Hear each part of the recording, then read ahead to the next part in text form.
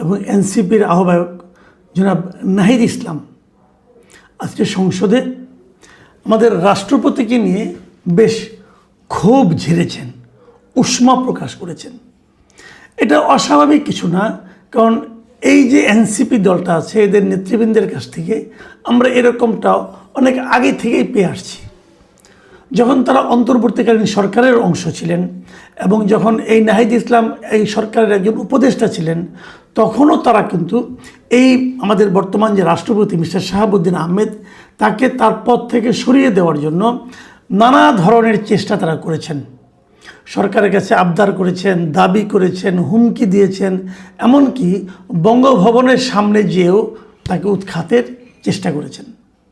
তখন কিন্তু দেশে একটা নিয়মতান্ত্রিক সরকার ছিল, নিয়মতান্ত্রিক মানে একটা রেগুলার গভর্নমেন্ট ছিল, এবং সেই গভর্নমেন্ট দাবি করত যে তারা একটা সাংবিধানিক সরকার। তো একটা সাংবিধানিক সরকার থাকাকালে এই সমস্ত ছেলেমেয়েরা গিয়েছিল বঙ্গভবনের সামনে রাষ্ট্রপতিকে উৎখাত করার জন্য, এবং সেই সাংবিধানিক সরকার সেই উৎখাত প্রচেষ্টাকে প্রতিরোধ করার কোনো চেষ্টা করেছে বলে, মানে তাদেরকে ওখান থেকে সরিয়ে দেওয়া অথবা অন্য কিছু করেনি। একসময় তারা ক্লান্ত হয়ে ওখান থেকে চলে এসেছে, যখন দেখেছে যে তাদের সেই উৎখাত প্রচেষ্টায় দেশের প্রধানতম দল ওই সময়কার যারা বিএনপি, তাদের মাঝখান থেকে কোনো ধরনের ইতিবাচক সায় পাওয়া যায়নি। বরং তারা বলেছিলেন যে সাংবিধানিক ধারাবাহিকতা রক্ষা করার জন্য যিনি রাষ্ট্রপতি আছেন তার ওই পদে থাকা উচিত। তখন তারা হতাশ হয়ে চলে এসেছে, কিন্তু তাদের সেই প্রচেষ্টা কিন্তু অব্যাহত আছে, অব্যাহত থাকতেই পারে, কিন্তু সেই প্রচেষ্টার প্রকাশটা কি সেটা হলো ইম্পর্টেন্ট কথা। আপনি বলতেই পারেন যে এই রাষ্ট্রপতি থাকা উচিত না, আপনি বলতেই পারেন রাষ্ট্রপতির কাছে আহ্বান জানাতে পারেন আপনি থাকা উচিত না, আপনি চলে যান, আপনি বলতে পারেন। কিন্তু এই প্রকাশটা, এই যে অনুভূতিটা, এই যে ক্ষোভটা, এই যে আকাঙ্ক্ষাটা, এটা প্রকাশের প্রক্রিয়াটা কি হবে? দেখুন, দেশে এখন একটা প্রধানমন্ত্রী আছেন, একটা সরকার আছেন। তারেক রহমানকে আপনার পছন্দ নাও হতে পারে, আপনি বলতেই পারেন আমি তারেক রহমানকে প্রধানমন্ত্রী হিসাবে পছন্দ করি না, কিন্তু আপনি যদি তারেক রহমানকে উৎখাত করার জন্য তার বাসভবনের সামনে যে ঢিল পাটকেল ছুড়েন এবং বলে তাকে উৎখাত আজকে করেই ছাড়বো, তখন রাষ্ট্রের কি দায়িত্ব হবে? তখন রাষ্ট্রের দায়িত্ব হবে আপনাকে প্রতিহত করা। এটাই নিয়ম, কারণ তারেক রহমান একটা নিয়মতান্ত্রিক পদ্ধতিতে, সাংবিধানিক পদ্ধতিতে এদেশে একজন নির্বাচিত প্রধানমন্ত্রী, তাকে আরেকটা নির্বাচনের মাধ্যমে উৎখাত করা যাবে, এছাড়া নয়। আর এছাড়া আপনি করতে পারেন যদি সারা দেশের মানুষকে ঐক্যবদ্ধ করে, সারা দেশের মানুষের ক্ষোভ নিয়ে আন্দোলন তৈরি করে আপনি যদি করতে পারবেন, যেমনটা নাকি শেখ হাসিনাকে করা হয়েছিল, যেমনটা নাকি এরশাদকে করা হয়েছিল, সেইভাবে আপনি করেন পারলে, যদি ক্ষমতা থাকে। না হলে আপনি তো এরকমভাবে মানে যা তা বলে গালাগালি করতে পারেন না ভাই। কিন্তু নাহিদ ইসলাম সাহেব এই কাজটা করেছেন জাতীয় সংসদে বসে দাঁড়িয়ে। জাতীয় সংসদ কিন্তু একটা পবিত্র জায়গা, সেই জায়গায় দাঁড়িয়ে আপনি যেভাবে কথা বলেছেন সে কথাগুলো আমি বলবো, একটু আপনাদেরকে আমি শোনাবো। আপনারা নিশ্চয়ই মধ্যে পড়েছেন, তারপর আমি একটু শোনাবো, কারণ তার কিছু কিছু বাক্যকে আমি একটু বিশ্লেষণ করার চেষ্টা করব। উনি যে প্রক্রিয়া করেছেন সে প্রক্রিয়া আমি মনে করি উনি কাজটা ঠিক করেননি, এটা শোভন হয়নি। কারণ মাথায় রাখতে হবে এই জিনিসগুলো কিন্তু একসময় ডকুমেন্ট হয়ে থাকবে, আজকে থেকে 30 বছর, 40 বছর, এমনকি 100 বছর পরেও সংসদে কে কী বলেছেন সেগুলো ডকুমেন্ট হয়ে থাকে। ওনার কথার মধ্যে যুক্তি কতটুকু আছে দেখুন। উনি রাষ্ট্রপতির এই যে অধিবেশনটা চলছে, এটা রাষ্ট্রপতি একটা ভাষণ দিয়েছেন। রাষ্ট্রপতি ভাষণ দেন, সংসদ যখন বসে, প্রথম যখন অধিবেশনটা বসে সেই অধিবেশনে উনি একটা ভাষণ দেন, এবং প্রতি বছরের শুরুতে যখন একটা অধিবেশন বসবে, যেমন আগামী বছর যদি জানুয়ারিতে কোনো অধিবেশন বসে, অথবা 2027 সালে প্রথম যেদিন অধিবেশন বসবে, সেটা জানুয়ারিতে হোক, ফেব্রুয়ারিতে হোক, যখনই হোক, সেই অধিবেশনে রাষ্ট্রপতি একটা ভাষণ দেবে। সেই ভাষণে কি থাকে সাধারণত? সেই ভাষণে থাকে দেশের বর্তমান অবস্থা, এই সরকারের অবস্থা, সরকার কি করছে না করছে এগুলি সম্পর্কে তিনি একটা ধারণা জনগণকে দেন, সংসদকে দেন। এবং বলাই বাহুল্য, এই ভাষণটা উনি নিজে লেখেন না, এই ভাষণটা সরকার লিখে দেয়। মানে আমাদের দেশে যে রাষ্ট্রপতির যে ক্ষমতা, সেই ক্ষমতা অনুযায়ী রাষ্ট্রপতির ভাষণটাও সরকারের পক্ষ থেকে লিখে দেওয়া হয়। উনি যে কেবল আনুষ্ঠানিকতার মাধ্যমে পরের জিনিসটা, আমাদের এই প্রথম অধিবেশনে এই ভাষণটা দেওয়ার পর যারা সংসদ সদস্য থাকেন এরা সবাই পর্যায়ক্রমিকভাবে এই রাষ্ট্রপতির ভাষণের উপর ধন্যবাদ প্রস্তাবের নিয়ে আলোচনা করেন।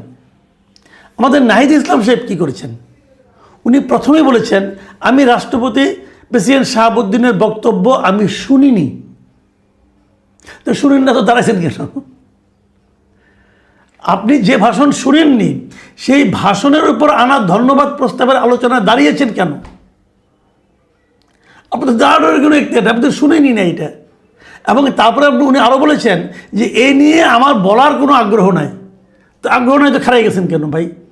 তো আগ্রহী নেই, চুপচাপ থাকেন, বলেন এই ভাষণ আমি শুনি নাই, এটি নিয়ে আমি কোনো আলোচনা করবো না।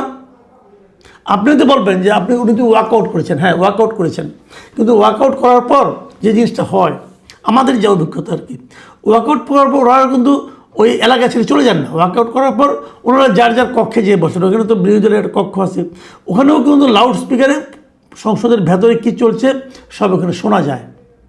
তো উনি তো শুনেছেন, হয়তো প্রতিবাদ শুরু পর্যন্ত ওয়ার্কআউট করেছেন। সেই প্রতিবাদটা কেন কী কারণে এটা আমার কাছে এখনও বোধগম্য হয় নাই। যখন ওনারা করেছেন করতেই পারেন, এটা একটা সংসদীয় রীতি। কিন্তু আপনি যেটা নিয়ে শুনেন নাই সেটা নিয়ে আলোচনা করার জন্য দাঁড়িয়েছেন কেন? উনি বলার চেষ্টা করেছেন এই রাষ্ট্রপতি খুবই মন্দ এবং তার কিছু কুকীর্তি উনি হাউসের সামনে তুলে ধরতে চান বলে উনি দাঁড়িয়েছেন। ওকে, উনি কী কী কুকীর্তির কথা বলেছেন সেটা একটু বলি। ওনার ভাষায় উনি বলেছেন যে এই শাহাবুদ্দিনকে, মানে নাম ধরে বলেছেন ভাই নামটা একটু বললো, কিন্তু বয়সেও আপনার বাপদাদা সমান হবে, বাপের সমান হবে, তাই না? একটা বয়স্ক লোককে সম্মান করুন। আচ্ছা, শাহাবুদ্দিনকে দুদকের কমিশনার করা হয়েছিল 3টি অ্যাসাইনমেন্ট দিয়ে। অ্যাসাইনমেন্ট 3টা কী কী? খালেদা জিয়া ও তারেক রহমানকে দুর্নীতির অভিযোগে শাস্তি নিশ্চিত করা, পদ্মা সেতু দুর্নীতির অভিযোগ থেকে আওয়ামী লীগকে ক্লিনচিট দেওয়া, মঈনুদ্দিন ফখরুদ্দিনের আমলে আওয়ামী লীগের বিরুদ্ধে হওয়া দুর্নীতির মামলা থেকে শেখ হাসিনা ও আওয়ামী লীগ নেতাদের মুক্তি দেওয়া। এই 3টা কাজ শাহাবুদ্দিন সাহেব করেছেন। এই 3টা কাজের সঙ্গে আর কেউ জড়িত ছিলেন না। পুরো দায় আপনি শাহাবুদ্দিন আহমেদকে দিয়ে দিলেন। শাহাবুদ্দিন আহমেদকে পুরো কাজগুলো করার মতো অবস্থানে তখন ছিলেন। দুদকের পরিচালকের হাতে কতটুকু ক্ষমতা থাকে? দুদকের একজন চেয়ারম্যানও তো থাকে, একজন চেয়ারম্যান থাকে, আরও বেশ কয়েকজন পরিচালক থাকে। উনি এককভাবে ক্ষমতা অধিকারী ছিলেন, ধরলাম ছিলেন। যদি অন্যায় হয়ে থাকে ওনার বিচার করবেন, আপনি ওনার বিরুদ্ধে মামলা করবেন। কিন্তু সমস্যা হলো উনি যতক্ষণ প্রেসিডেন্ট থাকবেন তখন তো মামলা করতে পারবেন না। ঠিক আছে, প্রেসিডেন্ট পদে চলে যাওয়ার পর মামলা হবে, কিন্তু এই ধরনের অপরাধ আপনি আর যেগুলো আপনি বলেছেন তো আপনার অভিযোগ একটাও তো প্রমাণিত না। ওনাকে যে এই 3টা অ্যাসাইনমেন্ট দেওয়া হয়েছিল আপনি কোথায় শুনছেন? কোনো প্রমাণ আছে আপনার কাছে? নাই তো। এরকম অভিযোগ তো আপনার যে নেতা তাদের বিরুদ্ধেও আছে, আপনার বিরুদ্ধেও আছে। যে ডক্টর ইউনূসের সঙ্গে আপনি ছিলেন ডক্টর ইউনূসের বিরুদ্ধেও আছে। তাহলে ডক্টর ইউনূস যখন প্রধান উপদেষ্টা হন তখন তো তিনি অলরেডি কনভিক্টেড, এবং সেই মামলা যে মামলা তার বিরুদ্ধে কনভিকশন হয়েছে উনি সেই মামলার মানে যে সাজা হয়েছিল উনি সাজা দিয়েও দিয়েছেন। মানে জেল কাটেন নাই, যে ক্ষতিপূরণ ওনার কাছে চাওয়া হয়েছিল উনি সেটা দিয়েও দিয়েছেন। তার মানে উনি নিজের অপরাধ স্বীকার করেছেন।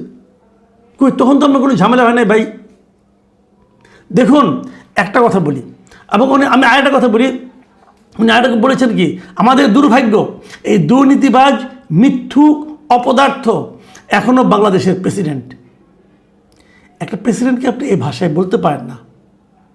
উনি মিথ্যুক কীভাবে, অপদার্থ কীভাবে প্রমাণ করেন তো? আপনি করেন। আপনি যদি হয়, অনেক সময় মিথ্যুক এবং অপদার্থরা সবাইকে তাই মনে করে, এটা এক সময় হয়, কিন্তু আপনি এভাবে যে বললেন কথাটা, একটা কথা মাথায় রাখবেন ভাই, রাষ্ট্রপতি কেবল একটা ব্যক্তি না, রাষ্ট্রপতি একটা প্রতিষ্ঠান, এটা ইনস্টিটিউশন।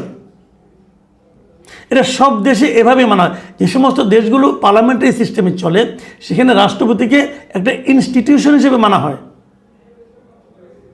ভারতের কথা ভাবেন, উদাহরণ দিয়ে বলি, ভারতে 2014 সালে যখন বিজেপি ক্ষমতায় আসলো তখন কংগ্রেসকে হারিয়ে আসলো, তখন কংগ্রেস কর্তৃক নির্বাচিত রাষ্ট্রপতি ছিলেন প্রণব মুখার্জি। তখনও প্রণব মুখার্জির মেয়াদ আরও কয়েক বছর বাকি ছিল। বিজেপি কিন্তু প্রণব মুখার্জিকে সরিয়ে দেয়নি। প্রণব মুখার্জি ওনার পুরো মেয়াদ শেষ করে তারপরে নেমেছেন। এবং তখন কিন্তু প্রণব মুখার্জি কংগ্রেসের হয়ে আন্দোলন করেন নাই, কারণ বাংলাদেশে এবং পৃথিবীর সব দেশেই মানে এই সমস্ত আপনার পার্লামেন্টারি সিস্টেম গণতন্ত্রে রাষ্ট্রপতি একজন নির্দলীয় লোক, যে কারণে রাষ্ট্রপতি হওয়ার আগে ওনাকে সকল দলের সঙ্গে তার সম্পর্ক ছেদ করে আসতে হয়। এবং আমাদের এই রাষ্ট্রপতিও কিন্তু উনি আগে আওয়ামী লীগের সঙ্গে ছিলেন, উনি আওয়ামী লীগের সঙ্গে সম্পর্কে ছেদ করে এসেছেন। এবং আগামীতে যখন বিএনপি কোনো রাষ্ট্রপতি নির্বাচন করবেন তখন বিএনপি কিন্তু একই কাজ করবেন। হয়তো উনি ওনার দলের কোনো সিনিয়র লিডারকে রাষ্ট্রপতি বানাতে চাইবেন, কিন্তু ওই সিনিয়র লিডার কিন্তু রাষ্ট্রপতি ইলেকশন করার আগ মুহূর্তে, নমিনেশন সাবমিট করার আগ মুহূর্তে ওনার দল থেকে পদত্যাগ করে নমিনেশন সাবমিট করতে হবে। এটাই নিয়ম। এখন তারও বিরুদ্ধে কোনো অভিযোগ থাকতে পারে, এখন তার অভিযোগ থাকলে সেটা নিয়ে আপনি এবার আলোচনা করবেন। একটা লোককে তো আপনাকে ছাড় দিতে হবে ভাই। দেখেন রাষ্ট্রপতি কে, আমি একটু বলে শেষ করি। বাংলাদেশে যে সংবিধান আছে এখন পর্যন্ত, যেহেতু নতুন সংবিধান এখন হয়নি, সংবিধান সংশোধিত হয়নি, পরিবর্তনও হয়নি, কাজে আমরা ওই সংবিধানটাই মানব। এবং আগের যে ইউনূস সরকার তারাও এই সংবিধানটাকে মেনেছেন বলে দাবি করেছেন, বাট মানেন নেই, আসলে অনেক ফাঁকি ঝুঁকি মারছেন। যাও, সে আলোচনা যাচ্ছি না। আমাদের এই সংবিধানের 48-এর 2 অনুচ্ছেদে কী বলা হয়েছে? বলা হয়েছে রাষ্ট্রপ্রধান রূপে রাষ্ট্রপতি রাষ্ট্রের অন্য সকল ব্যক্তির ঊর্ধ্বে স্থান লাভ করিবেন। মানে উনি কিন্তু নাহিদ ইসলামের লেভেলের লোক না রে ভাই। উনি সকল এই দেশে যত লোক আছে সকলের উপরে ওনার স্থান।